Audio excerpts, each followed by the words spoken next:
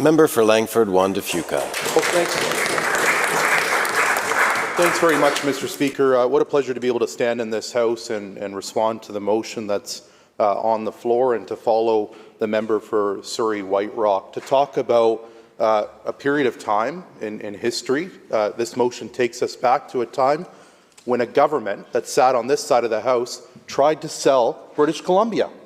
And in many ways, they were successful.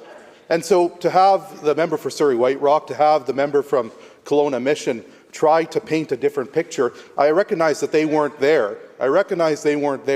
But they're trying to paint a picture of a time when you had a government that sat on this side of the House that literally tried to sell every publicly available asset that British Columbians need today to their developer friends. That's what they tried to do. It's absolutely shameful, Mr. Speaker. In Surrey alone, one of the fastest growing communities in our province, 21 sites sold. The member from Surrey Cloverdale talked about the hospital. Let's talk about Richmond.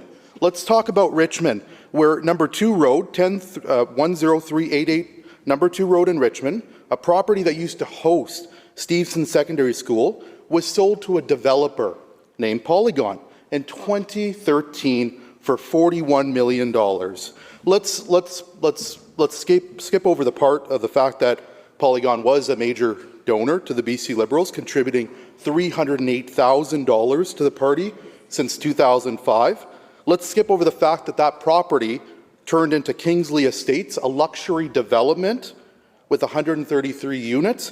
But let's talk about the fact that in 2017, that land that was sold for $41 million was assessed in value at $177 million. Absolutely shameful. Let's not stop there, Mr. Speaker. Let's go to Saanich. In fact, let's go to Sydney, where we had the old North Saanich Middle School in Sydney that was sold to a developer for $4 million.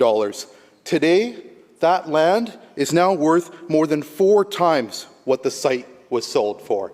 That is the record of the BC United and BC Liberal government, and we are going to take every opportunity to remind the voters of British Columbia what they did when they were on this side of the House.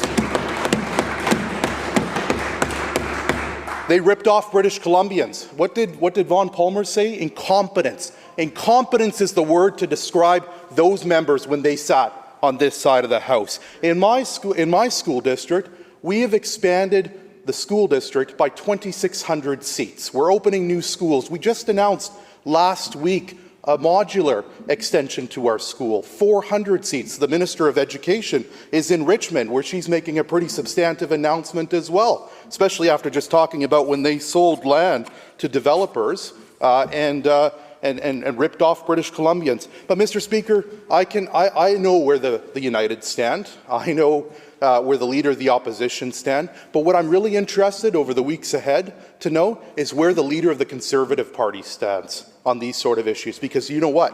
When the Leader of the Opposition was at the Cabinet table, when he was the Minister of Finance that sold the land, he sold the land, man, to build a new Surrey hospital. Do you know who also was at the Cabinet table?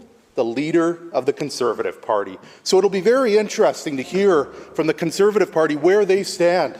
Did they stand when the Leader of the Conservative Party was with the Leader of the Opposition in Cabinet on selling land, or is he shifted to another mode, or is he shifted to another belief?